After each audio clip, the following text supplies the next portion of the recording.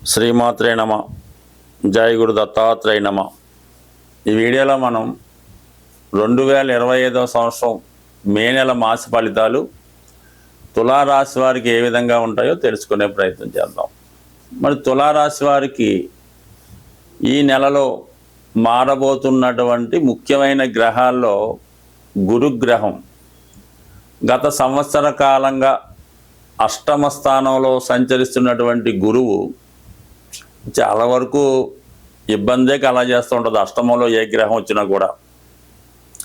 అయితే ఆధ్యాత్మిక రంగంలో ఉన్న వాళ్ళకి, నిస్వార్థంగా ఫలితం ఆశించకుండా సేవ చేస్తున్న వారికి అష్టమ గురువు చాలా వరకు ఉపయోగిస్తాడు. ఇది చాలా వరకు అవమానాలని, పదవి పోగొట్టుకోవడాన్ని, స్థాయి పడిపోవడానికి కూడా అష్టమ గురువు చాలా ఇబ్బంది పెడుతూ ఉంటాడు. అటువంటి గురువు మీకు ఈ నెల 15వ తారీఖు నుంచి భాగ్యస్థానంలోకి రావడం జరుగుతుంది. ఒక విధంగా భాగ్యస్థానంలో గురువు రావడం అన్నది 3 విధాలుగా మీకు అదృష్టాన్ని కలిగిస్తూ ఉంటాడు. ఒకటి, ఆర్థిక పరమైనటువంటి సమస్యల నుంచి బయటపడడం జరుగుతుంది. గతంలో పోగొట్టుకున్నవి తిరిగి సంపాదించుకుంటారు. అది విద్య, పదవ, హోదా ఏదైనా సరే తిరిగి మీ యొక్క గౌరవం మీకు లభిస్తుంది, మీ యొక్క హోదా మీకు లభించే అవకాశం ఉంది. అలాగే ముఖ్యంగా పుణ్యక్షేత్రాలు దర్శించడం, అలాగే విదేశ విద్య, ఉన్నత విద్యా ప్రయత్నాలు కంపల్సరిగా నెరవేరుతాయి. అంటే 9 అన్నది అదృష్టం అయితే 9లో ఉన్నటువంటి గురువు లగ్నాన్ని, రాశిని వీక్షిస్తాడు. సో ఈ కారణం వల్ల ఏమవుతుందంటే జాతకుడు తనను తాను సంస్కరించుకుంటాడు.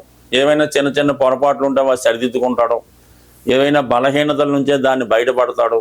దైవత్వం ఉట్టిపడేలా వేషధారణలో మార్పు రావడం జరుగుతుంటుంది. చాలా గౌరవప్రదమైనటువంటి హోదా లభిస్తుంది. అలాగే విద్యార్థులకి ఇది చాలా బాగా ఉపయోగపడుతూ ఉంటుంది. వాళ్ళు క్రమశిక్షణ పెరుగుతుంది. చాలా నిజాయితీగా, చాలా సిన్సియర్గా వర్క్ చేయడం జరుగుతూ ఉంటుంది. బట్ ఏదైనా ఈ గురువు మీకు అన్ని విధాల మీ యొక్క స్థాయిని, హోదాని పెంచడం జరుగుతూ ఉంటుంది. ఇక ముఖ్యంగా ఈ రాశిలో సెలబ్రిటీ రంగానికి చెందిన వారు ఉంటారు. ఎక్కువగా 10 మంది గుర్తింపు పొంది మంచి హోదాలో మంచి విలాసమైన జీవితాన్ని గడిపే వాళ్ళు ఎక్కువగా కనబడుతుంటారు. అంటే వీళ్ళ జీవితమే ఎప్పుడు ఆదాయం కన్నా ఖర్చు ఎక్కువ నడుస్తూ ఉంటుంది. చూసిన వాళ్ళకి చాలా అదృష్టవంతులుగా కనబడుతూ ఉంటారు. అయితే దానికి తగ్గట్టుగానే వాళ్ళ యొక్క ఫైనాన్స్ డెఫిసిట్ కూడా ఉండడం జరుగుతూ ఉంటుంది. ఎప్పుడు ఏదో ఫైనాన్షియల్ డెఫిసిట్, ఏదో కొంత మనీ లోటు కనబడుతూ ఉంటుంది. అంటే ఇది అందరి విషయంలో కాదు, ఇప్పుడిప్పుడే పైకి వస్తున్న వారి విషయంలో. ఆల్రెడీ సెటిల్ అయిన వాళ్ళకి ఏం పర్వాలేదు, కానీ జీవితంలో ఎవరైనా ఎదుగుతున్నారో వాళ్ళు ఏం చేస్తారంటే ఏదైనా వాళ్ళ యొక్క ఒక గృహం కానీ, ఒక వాహనం కానీ ఏదైనా హై లెవెల్లో ఖర్చు పెడుతూ ఉంటారు. దానికి తగ్గట్టుగానే వాళ్ళ యొక్క బడ్జెట్ కూడా ఉంటుంది కాబట్టి. బట్ ఏదైనా బడ్జెట్ ప్లాన్ తప్పనిసరి, కానీ వాళ్ళని మనం చెప్పినా కూడా వాళ్ళు అదే స్థాయిలో వాళ్ళ జీవితం గడుపుతూ ఉంటుంది. ఇప్పుడు శని వీళ్ళకి అనుకూలంగా మారడం జరిగింది. 6వ స్థానంలో శని భగవానుడు, ఈ రాశికి యోగకారకుడు. అలాగే శుక్రుడు, ఈ 2 కూడా ఇంచుమించుగా మే నెలంతా కూడా 6వ స్థానంలో ఉంటుంది. అంటే ఇది ఈ రాశి వారికి ఒక అదృష్టాన్ని కలిగిస్తూ ఉంటుంది. వీళ్ళ యొక్క స్టేటస్ పెరుగుతుంది, మంచి మంచి అవకాశాలు వస్తాయి, కొత్త అగ్రిమెంట్లు సైన్ చేస్తారు, కొత్త ప్రయత్నాలు ఫలిస్తాయి. ముఖ్యంగా ఈ రాశిలో ఉన్నటువంటి స్త్రీలకి అటు ఉద్యోగ అవకాశాలు, పదవి లాంటిది లభించే అవకాశం ఉంది. రాజకీయ రంగంలో ఎవరైనా ఉంటారంటే కేవలం రాజకీయాలే కాదు, ప్రతి దాంట్లో కూడా ఎలక్షన్స్, ఎన్నికలు సొసైటీలో ఉంటుంటాయి కదా. ఆ విధంగా ఏదో ఒక గౌరవమైనటువంటి పదవి ఈ రాశిలో ఉన్నటువంటి స్త్రీలకి లభించడం జరుగుతుంది. దాని ద్వారా వాళ్ళ యొక్క హోదా పెరుగుతూ ఉంటుంది, సంఘంలో గౌరవం కూడా పెరుగుతూ ఉంటుంది. ముఖ్యంగా నిరుద్యోగులకి ఉపాధి అవకాశాలు లభిస్తాయి. ఎక్కువగా ఈ తులారాశిలో సినిమా, టీవీ, మీడియా, యూట్యూబ్ ఇలాంటి గ్లామర్ రంగాల్లో ఎక్కువ మంది ఉంటారు. అటువంటి వారికి కొత్త అవకాశాలు వస్తాయి.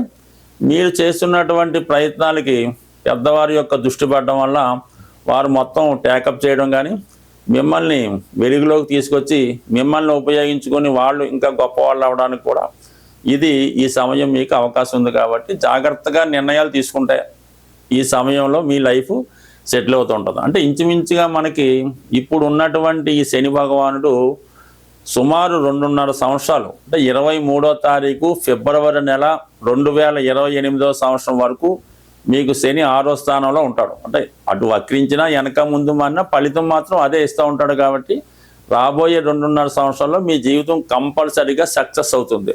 అయితే కేతువుతో పాటు రాహు కూడా, మరి రాహు 5వ స్థానంలోకి రావడం వల్ల ఎప్పుడైతే మీకు ధనం ఆదాయం పెరిగిందో ఈ స్పెక్యులేషను, ఈ జోదం, ఈజీ మనీకి వెళ్ళే అవకాశం ఉంటుంది. ఎట్టి పరిస్థితుల్లో కూడా ఈ షేర్ మార్కెట్ కానీ, స్పెక్యులేషన్ కానీ, ఆన్లైన్ బెట్టింగ్లకు వెళ్తే మాత్రం కంపల్సరిగా మంచి అవకాశాలను పోగొట్టుకుంటారు. మళ్ళీ మీ జీవితం తిరిగి కింద స్థాయికి వచ్చే అవకాశం ఉంది. అంటే రాహు ఏదైనా మిమ్మల్ని మభ్యపెట్టి మీ యొక్క లైన్ని డైవర్ట్ చేసే అవకాశం ఉంది. కాబట్టి ఇటువంటి విషయాల్లో చాలా జాగ్రత్తగా వ్యవహరించండి. కేవలం వృత్తి మీదే కాన్సన్ట్రేషన్ చేయండి. వృత్తి ద్వారా వచ్చే ఆదాయాన్ని సక్రమైన మార్గంలో ఇన్వెస్ట్ చేస్తేనే మీరు ఈ సక్సెస్ ట్రాక్ నడుస్తుంది తప్ప ఏమాత్రం సైడ్ ట్రాక్ పట్టినా పదే పదే చేసిన పొరపాటే చేస్తూ ఉంటే కంపల్సరీగా ఎంత కష్టపడినా తిరిగి ఉపయోగం లేకుండా అజ్ఞాతంలోకి వెళ్ళిపోయే అవకాశం ఉంటుంది. స్వస్తి. ప్రస్తుతం మనం మే నెల ఫలితాలు తెలుసుకుంటున్నాం. కాబట్టి ఏదైనా ముందుగా ప్లాన్ చేసుకొని ఈ శుభ కార్యక్రమాలు, ఈ వ్యాపార ప్రారంభాలు ఇటువంటి ఉన్నవాళ్ళు ఏమవుతుందంటే జూన్ నెల 10వ తారీఖు నుంచి జూలై 8వ తారీఖు మధ్యలో సుమారుగా నెల రోజులు ఈ గురుమౌఢ్యమి రావడం జరుగుతుంది. ఈ గురుమౌఢ్యం జరిగినప్పుడు సాధారణంగా వివాహాలు చేయడం కానీ, శుభకార్యాలు, కొత్త వ్యాపారాలు, గృహప్రవేశాలు లాంటివి సాధ్యమైనంత వరకు చేయకుండా చూడవలసి ఉంటుంది. అంటే మొత్తం మీద ఏంటంటే మనకి జూన్ 10వ తారీఖు నుంచి జూలై 8వ తారీఖు మధ్యలో అంటే ఏదైనా వివాహం కొరకు దానికోసం ప్లాన్ చేసుకున్న వాళ్ళు ముందుగా తెలుసుకుంటారని ఇది కొంతవరకు మీకు సూచనగా చెప్పడం జరిగింది. అందువల్ల ఏంటంటే ఏదైనా మీరు శుభముహూర్తాలు అలాంటివి ఏమన్నా ఉంటే మళ్ళీ మీకు జూలై 8 తర్వాత ఉండే అవకాశం ఉంది. అయితే మీకు మళ్ళా ఈ భాద్రపద మాసం, ఆషాఢ మాసం ఇవన్నీ ఉన్నాయి. కాబట్టి ఈ పెళ్లి విషయంలో అనుకున్న వాళ్ళు ఈ మోడాన్ని కూడా గుర్తుపెట్టి దాన్ని బట్టి ముందుకెళ్తే మంచిది. బట్ దాని తర్వాత ఏంటంటే మరి ఈ నెలలో మేజర్ గ్రహాలు మారుతున్నాయి. కాబట్టి అందులో ముఖ్యంగా గురువు మారినా పెద్ద ఇబ్బంది ఉండదు. ఏదో మంచి చేయడం మొత్తం మీద ఎవరికి అపకారం అయితే కలిగించాడు. కానీ ఈ రాహు కేతువులే చాలా వరకు ఇబ్బంది కలిగిస్తుంటాయి.